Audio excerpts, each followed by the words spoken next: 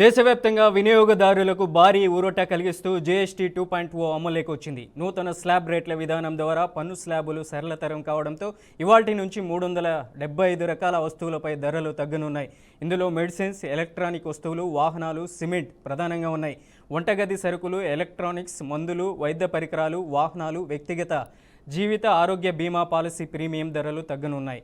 FMCG, వాహన electronics, dairy కంపెనీలు తమ ఉత్పత్తుల ధరలను నేటి నుంచి తగ్గిస్తున్నట్లు ఇప్పటికే ప్రకటించాయి. మందులు, నిత్యావసరాల ప్యాకులపై కొత్త ధరలు ముద్రించుకున్న విక్రయాల్లో మాత్రం తక్కువ ధరలు అమలు కావాలని ప్రభుత్వం ఇప్పటికే స్పష్టం చేసింది. ఈ తగ్గింపు వల్ల వ్యవస్థలోకి 2 లక్షల కోట్ల నగదు వస్తుందని ఆర్థిక మంత్రిత్వ శాఖ అంచనా వేస్తుంది. ఈ తగ్గింపుల మధ్యతరగతి కుటుంబాలకు నెలవారీ ఖర్చుల్లో గణనీయమైన ఊరట లభించవచ్చు. అదే సమయంలో పండగల పూట సాధారణంగానే డిస్కౌంట్లు ప్రకటించే కంపెనీల నిర్ణయంతో వినియోగదారులకు మరింత ఊరట దక్కే అవకాశం ఉంది. ఇక దీనిపై మరింత సమాచారం అందించడానికి మా మేనేజింగ్ ఎడిటర్ చిదంబరం గారు అందిస్తారు. చిదంబరం గారు, ఏంటి అప్డేట్, ఏంటి జీఎస్టీ స్లాబులకు సంబంధించి?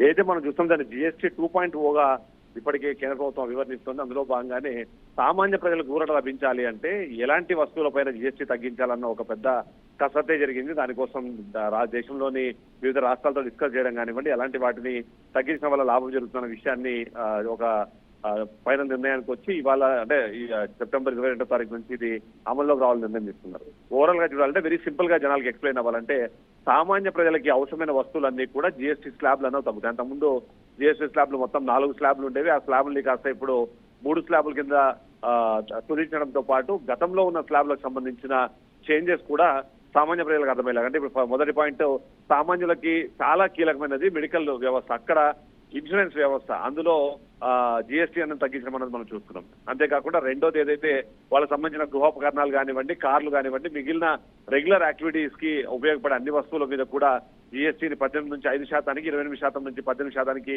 తగ్గించడం అన్నది నిర్ణయంలో భాగంగా తీసుకుంటే, మరొక కీలకమైన అంశం ఇక్కడ మనం మాట్లాడాల్సింది ఏవైతే లగ్జరీ ఐటమ్స్ కానివ్వండి, ఏ వస్తువులు అయితే సామాన్య ప్రజలకు దూరంగా ఉంచాలన్నా వాటి స్లాబులు మాత్రం అలాగే ఉంచిన పరిస్థితి. ముఖ్యంగా క్యాసినో లాంటివి కానివ్వండి, అలాగే ఏవైతే పొగాకు ఉత్పత్తులకు సంబంధించి మాత్రం 40% స్లాబ్లు అలానే ఉంచేశారు. దీని ద్వారా సామాన్య ప్రజలకు కూడా లభించడంతో పాటు సామాన్య ప్రజలు ముఖ్యంగా పండగ సీజన్ లో ఇప్పుడు వస్తున్న నేపథ్యంలో మామూలుగా డిస్కౌంట్ల కోసం ఎదురు చూడాలి. కానీ గవర్నమెంట్ తీసుకున్న ఈ నిర్ణయము సామాన్యులందరినీ మాత్రం ఖచ్చితంగా హ్యాపీగా చేసిందని చెప్పాలి. అంతేకాకుండా దీని నిర్ణయం సమయంలో కూడా కొన్ని రాష్ట్రాలు దీని అభ్యంతరాలు వ్యక్తం చేసే అందులో ముఖ్యంగా చూస్తే మాత్రం ఏవైతే జీఎస్టీకి సంబంధించి రాష్ట్రాలకు సంబంధించిన వాటా తగ్గుతుంది అన్న అనుమానం వ్యక్తం చేసిన నేపథ్యంలో కూడా దానిపైన కూడా క్లారిటీ ఇచ్చారు. ఏవైతే జీఎస్టీ వసూలు ఉన్నాయి దాంట్లో గతంలో లాగానే 50-50, అంటే స్టేట్ జీఎస్టీ 50%, అలాగే సెంట్రల్ జీఎస్టీ 50% ఉంటుంది. కాబట్టి వాళ్ళకు కూడా ఇబ్బంది కలిగే అవకాశం లేదు, అది నడుస్తుంది అనేది. ఇవన్నీ కారణంగా రాష్ట్రానికి సంబంధించిన ఆర్థిక పురోగతి అనేది పెరుగుతుంది, జనాల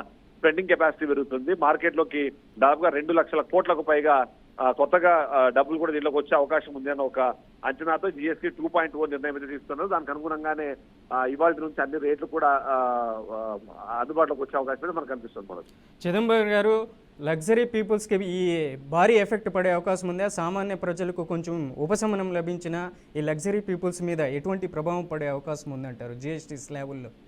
అంటే లగ్జరీ అనే దానికన్నా ప్రజల నుంచి దూరంగా ఉంచాల్సిన విషయాలు ఏవైతే ఉన్నాయి అందులో ముఖ్యంగా పొగాకు ఉత్పత్తులు, అంటే సిగరెట్లు కానివ్వండి, బీడీలు కానివ్వండి, అలాగే హైనీ లాంటి వస్తువులు ఏవైతే ఉన్నాయో వాటన్నిటికీ సంబంధించి జీఎస్టీ స్లాబ్ ని 28% నుంచి 40%కి పెంచడం అనేది ఇక్కడ కీలకమైన అంశము. గోవా లాంటి ప్రాంతాల్లో కెసినో బేస్డ్ గానే ఆ రాష్ట్రాలు ఆ టూరిజం మీద ఆధారపడతాయి. అయినా సరే అక్కడ జరుగుతున్న నష్టం కన్నా సామాన్య ప్రజల్ని క్యాసినోకి దూరం ఉంచాలనే ఉద్దేశంతో 40% అనేది కానివ్వండి, మరి టూ మచ్ లగ్జరీ కార్స్ ఏవైతే ఉన్నాయో అవి మనం చూస్తున్నాము. ఇంపోర్టెడ్ వెహికల్స్, వాటిలో విధించబడే సెస్సులు కానీ అవన్నీ కూడా కంటిన్యూ చేస్తారు. అంటే లగ్జరీ పీపుల్ దీనికి పెద్దగా పట్టించుకునే అవకాశం ఉండదు. కానీ సామాన్యులు ఎప్పుడైతే ధరల తగ్గింపుకు సంబంధించి కానివ్వండి, జీఎస్టీ స్లాబ్ల తగ్గింపులో ముఖ్యంగా నేను మాట్లాడినట్టు ఇంతకుముందు చెప్పినట్టుగా మందుల మీద జీఎస్టీ తగ్గించడం కానివ్వండి, హెల్త్ ఇన్సూరెన్స్ పాలసీల మీద ఇన్సూరెన్స్ తగ్గించడం కానీ ఇలాంటివి తీసుకోవడం ద్వారా ఏంటంటే ఇప్పటి వరకు సామాన్య ప్రజలకు అది దూరంగా ఉంది, భారంగా ఉంది. కాబట్టి వాళ్ళు దాన్ని తీసుకునే వాళ్ళు కాదు. ఒకవేళ ఇప్పుడు నిజంగానే ఇన్సూరెన్స్ సంబంధించిన జీఎస్టీలు తగ్గాయి, అది 18% స్లాబ్ నుంచి 5% స్లాబ్కి వచ్చినప్పుడు వాళ్ళ దాదాపుగా డైరెక్ట్ గా 13% లాభము